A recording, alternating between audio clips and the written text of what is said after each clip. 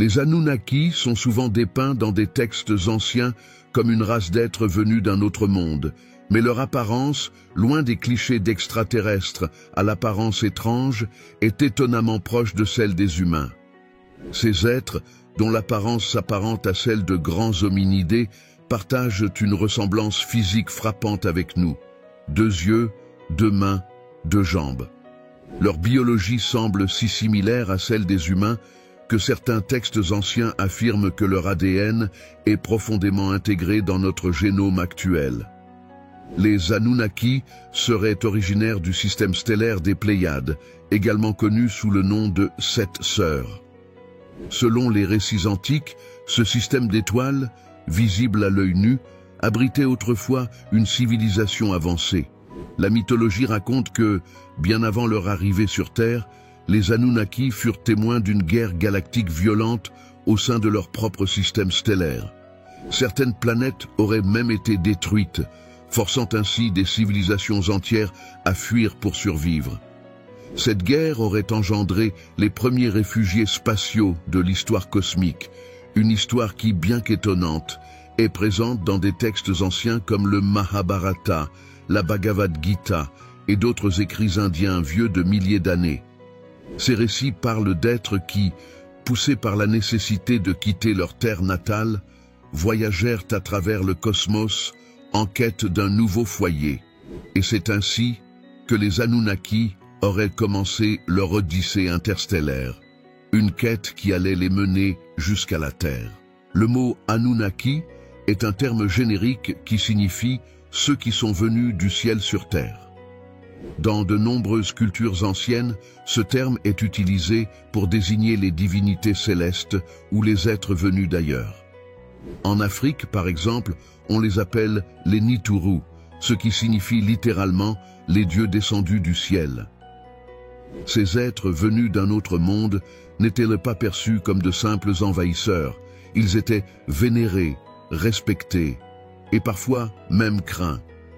Ils apportèrent avec eux des connaissances et des technologies qui allaient transformer les sociétés humaines primitives, élevant certaines civilisations au rang de cultures avancées. Les Anunnaki, arrivant sur Terre, trouvèrent des êtres qu'ils appelaient hominidés, semblables aux humains modernes, mais spirituellement et physiquement plus rudimentaires. Ces hominidés, appelés Homo erectus, étaient nos cousins évolutifs, mais dans le récit des Anunnaki, ils étaient perçus comme des êtres sacrés. Bien loin de les considérer comme des sous-espèces, les Anunnaki, d'après les tablettes d'Atra-Asis et d'autres textes sumériens, virent en eux une forme de pureté spirituelle et de potentiel. Les Anunnaki décidèrent de ne pas simplement observer ces êtres, mais de les guider. Ils comprirent que ces hominidés pouvaient devenir des partenaires dans leur quête pour exploiter les ressources terrestres, particulièrement l'or, élément essentiel dans leur technologie. La Terre, riche en ressources minérales, et notamment en or, attira les Anunnaki comme un sanctuaire de prospérité.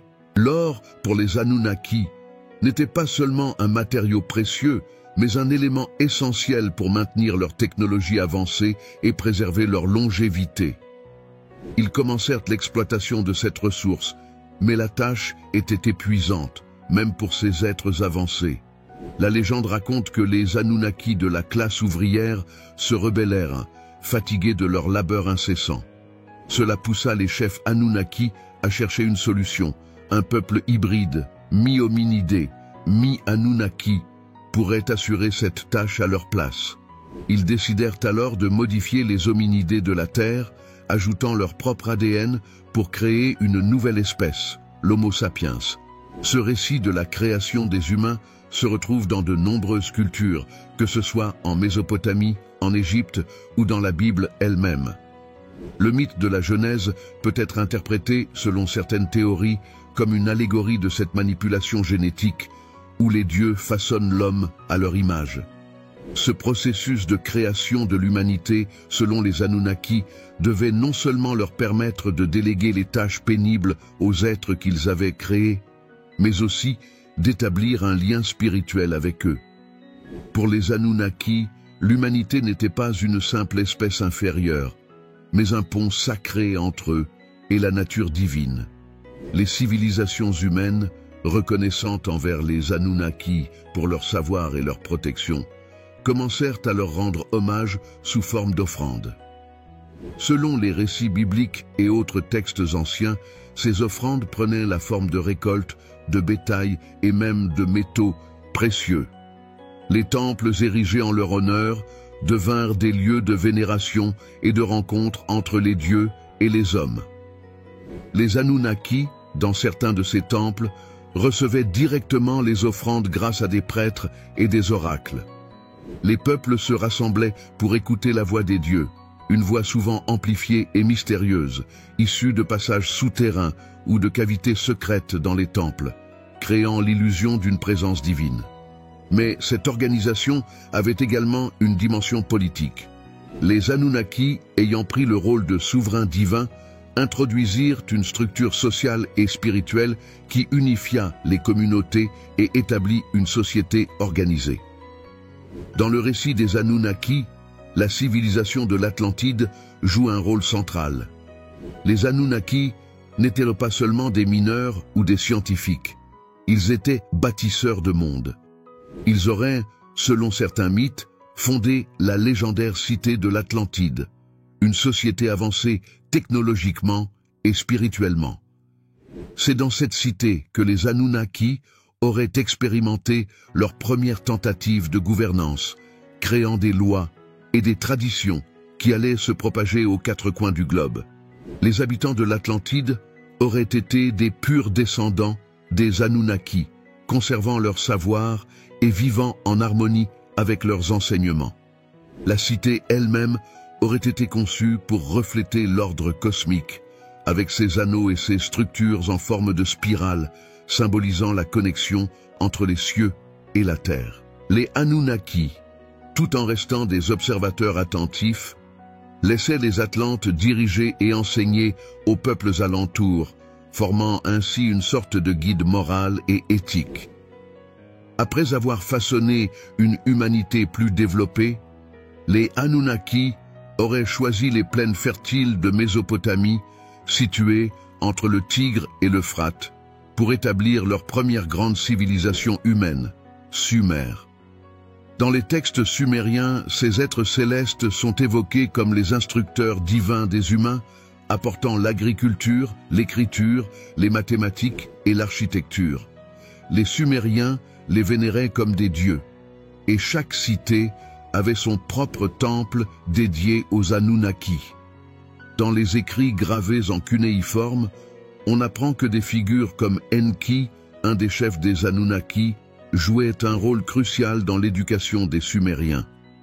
Enki, souvent représenté comme le dieu de la sagesse et de l'eau douce, aurait guidé les premiers hommes dans les arts de la culture des terres et de la construction des canaux pour irriguer les champs. Ces techniques, combinées à la stabilité politique instaurée par les Anunnaki, transformèrent Sumer en un centre de connaissance et d'innovation. Les Anunnaki comprirent que l'humanité devait aussi apprendre à se gouverner.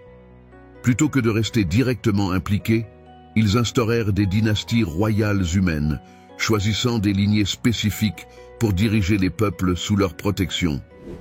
Ces rois humains, souvent instruits par les Anunnaki eux-mêmes, étaient vus comme des intermédiaires entre les dieux et les hommes, garantissant paix et prospérité. Ces dynasties, connues comme les rois de Sumer, sont détaillées dans la liste des rois sumériens, un texte énigmatique qui énumère des règnes durant parfois des milliers d'années. Les Anunnaki auraient doté certains de ces rois d'une longévité et d'une sagesse exceptionnelle, et les peuples de l'époque voyaient en eux une continuation directe de l'autorité céleste. Cette idée de dynastie divine est devenue un modèle pour de nombreuses civilisations antiques, des pharaons égyptiens aux empereurs chinois. Selon certains récits, l'un des Anunnaki, connu sous le nom de Thoth, aurait voyagé en Égypte après avoir quitté Sumer. Thoth est souvent dépeint comme le dieu de la sagesse, de l'écriture et des sciences. Il aurait joué un rôle clé dans l'établissement de la civilisation égyptienne, transmettant aux prêtres des connaissances avancées en médecine, en mathématiques et en astronomie. Les Égyptiens l'associèrent aussi au mystère de l'immortalité et de la résurrection. Thoth aurait initié les pharaons et les prêtres aux rituels sacrés qui leur permettaient de se préparer pour l'au-delà, en conservant leur Ka, énergie vitale.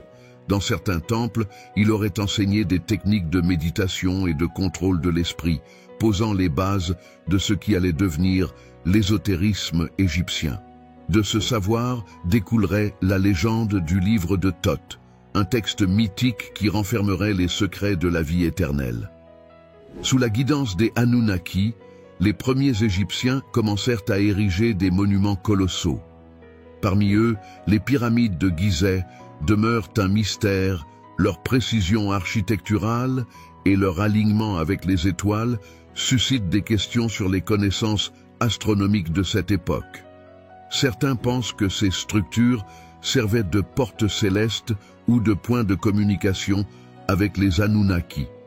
Ces édifices étaient également conçus pour harmoniser les énergies terrestres avec celles des étoiles, notamment Orion et Sirius, deux constellations associées aux Anunnaki. Ces temples et pyramides étaient des lieux où les prêtres pratiquaient des rites pour honorer les dieux et canaliser leurs énergies. En construisant de telles structures, les Égyptiens croyaient pouvoir communiquer avec les êtres célestes et se rapprocher de la divinité. Les enseignements de Thoth, également connus sous le nom d'hermétisme, se propagèrent bien au-delà de l'Égypte. Au fil du temps, ils influencèrent les philosophies grecques et les mystères romains. Cet héritage est préservé dans des textes comme la Table d'Émeraude, un recueil de principes mystiques qui, selon la légende, contiendrait les secrets de l'univers et de l'immortalité. L'hermétisme prônait une idée centrale, celle de l'union entre le corps, l'âme et l'esprit pour transcender la mortalité. En méditant sur les enseignements des Anunnaki, les mystiques hermétiques cherchaient à s'élever au-delà de la condition humaine et à reconnecter avec les forces célestes. Ces philosophies devinrent la base de nombreuses écoles de pensée ésotériques qui, des millénaires plus tard, continuent de chercher des réponses aux mystères de l'existence et de l'au-delà. Certains chercheurs et mystiques pensent que Jésus de Nazareth ne serait pas seulement un prophète ou un enseignant spirituel, mais pourrait être lié aux Anunnaki, ces anciens êtres célestes qui avaient influencé les premières civilisations. Dans cette optique, Jésus est souvent perçu comme un descendant spirituel, voire génétique, des Anunnaki, envoyé pour apporter une nouvelle connaissance spirituelle et guider l'humanité vers un niveau de conscience supérieur. Les textes anciens, les évangiles apocryphes et même certains écrits gnostiques semblent contenir des indices sur l'origine divine de Jésus. Par exemple, dans les évangiles gnostiques, comme l'évangile de Thomas, Jésus enseigne des vérités profondes sur la nature de l'univers et la connexion intérieure avec le divin, des concepts qui rappellent les enseignements hermétiques et les mystères sumériens laissés par les Anunnaki. Ces miracles, sa résurrection et ses paroles sur le royaume de Dieu pourraient être des preuves de connaissances avancées qui lui auraient été transmises par des êtres supérieurs. Les enseignements de Jésus contiennent plusieurs messages cryptiques et paraboles qui semblent aller au-delà de la simple morale. Certaines de ces paroles suggèrent qu'il connaissait des vérités sur la nature de l'âme, de l'univers et de la vie, après la mort, des connaissances qui se rapprochent de l'hermétisme et des mystères des civilisations antiques. Dans l'évangile de Jean, par exemple, Jésus déclare « Moi et le Père, nous sommes un ». Cette phrase, souvent interprétée comme une affirmation de sa divinité, pourrait également être l'expression d'une sagesse mystique selon laquelle chaque individu possède une étincelle divine en lui. En cela, Jésus s'inscrit dans la lignée des sages et des mystiques, rappelant les enseignements des Anunnaki sur la possibilité de s'élever spirituellement. Il semble appeler l'humanité à transcender les limites de la condition humaine pour accéder à un savoir caché, une vérité universelle qui ne peut être atteinte que par l'initiation spirituelle et la foi. Lorsque les enseignements de Jésus commencèrent à se répandre, ils furent rapidement institutionnalisés par l'Église naissante. Toutefois, certains de ces enseignements les plus ésotériques furent rejetés, cachés ou qualifiés d'hérétiques. L'Église, cherchant à garder un contrôle strict sur la doctrine, exclut des textes considérés comme trop gnostiques ou mystiques, comme l'Évangile de Thomas, l'Évangile de Marie et d'autres écrits apocryphes. Certains pensent que l'Église aurait dissimulé les vérités les plus profondes pour assurer son pouvoir et maintenir une version officielle de la foi, accessible et compréhensible pour tous, mais dépourvue de la dimension ésotérique. Ainsi, la dimension spirituelle et les liens potentiels entre Jésus et les enseignements antiques des Anunnaki furent obscurcis. Les autorités religieuses auraient préféré mettre l'accent sur le salut par la foi et l'obéissance aux dogmes, restreignant l'accès aux secrets plus profonds de la création et de l'âme. Malgré les efforts de l'Église pour uniformiser la foi chrétienne, certaines sectes et ordres mystiques ont continué à rechercher la vérité cachée derrière les enseignements de Jésus. Les Templiers, par exemple, auraient découvert lors de leur croisade des secrets mystiques liés aux anciens savoirs, possiblement en lien avec les Anunnaki et les pratiques hermétiques. Ils auraient rapporté en Europe des textes et des reliques qui contenaient des enseignements interdits, peut-être même des traces de la sagesse ancestrale des Anunnaki. Les Cathars, autres mouvements spirituels réprimés par l'Église, pratiquaient une forme de christianisme qui valorisait la connaissance intérieure et une vie pure se rapprochant des idées gnostiques. Ils croyaient que le monde matériel était une illusion et cherchaient à transcender cette réalité pour atteindre la vraie lumière. Ils se considéraient comme les héritiers d'une ancienne sagesse, en opposition à la version dogmatique du christianisme. Ces groupes furent persécutés et éradiqués, leur savoir enfoui pour préserver l'unité doctrinale imposée par l'Église. Au cours des derniers siècles, des découvertes archéologiques et des manuscrits antiques, comme les manuscrits de la mer Morte et les écrits de Nag Hammadi, ont permis de dévoiler une partie des enseignements cachés de Jésus et des vérités que l'Église avait peut-être cherché à dissimuler. Ces textes gnostiques révèlent une vision de Jésus qui semble inspirée des traditions mystiques anciennes, et ces paroles semblent parfois en résonance avec les doctrines hermétiques et les enseignements spirituels des Anunnaki. Ces révélations modernes ont nourri l'idée que l'humanité détient en elle un potentiel divin endormi, un concept cher aux traditions ésotériques. Selon certains chercheurs, ces manuscrits pourraient être des fragments de la sagesse originelle transmise par les Anunnaki, une sagesse qui aurait été passée de génération en génération et cachée sous des couches de mythes et de dogmes. À la lumière de ces découvertes et de l'idée que Jésus serait lié aux Anunnaki, certains pensent que l'humanité est appelée à retrouver ce savoir perdu pour se reconnecter avec son essence divine. Jésus, en tant qu'incarnation de cette sagesse céleste, aurait cherché à montrer à l'humanité la voie vers un éveil spirituel, au-delà des dogmes religieux et des institutions. Pour ces penseurs, la quête de la vérité cachée est un appel à réintégrer l'essence divine de l'âme humaine, à suivre les traces des sages de l'Antiquité et à explorer les mystères de l'univers. Les enseignements ésotériques de Jésus, redécouverts à travers les textes anciens, invitent chaque individu à entreprendre un voyage spirituel personnel et à se libérer des illusions de la réalité matérielle pour se rapprocher de la vérité cosmique. À travers les siècles, la figure de Jésus a incarné une sagesse à la fois simple et profondément mystique. Les liens possibles entre ses enseignements et ceux des Anunnaki offrent une perspective nouvelle et fascinante sur son message. Au-delà des dogmes et des doctrines établies, Jésus aurait transmis une vérité intemporelle, celle d'un potentiel divin inhérent à chaque être humain. Ainsi, la quête de la vérité cachée ne se limite pas à une simple croyance, mais représente une invitation à retrouver les racines spirituelles les plus profondes de l'humanité. Cette mission spirituelle, transmise depuis les premières civilisations jusqu'à Jésus et ses disciples, continue de vivre à travers les mystiques, les sages, et tous ceux qui cherchent à éveiller leur propre lumière intérieure. Les Anunnaki, en initiant cette quête, auraient donné à l'humanité non seulement la connaissance nécessaire pour bâtir des civilisations, mais aussi un mystère à résoudre, celui de l'essence divine de l'âme humaine. Merci d'avoir suivi cette vidéo jusqu'à la fin. J'espère que ce voyage à travers les mystères cachés, les enseignements de Jésus et les secrets de l'histoire ancienne vous a apporté une nouvelle perspective sur la quête de vérité spirituelle et l'héritage de l'humanité.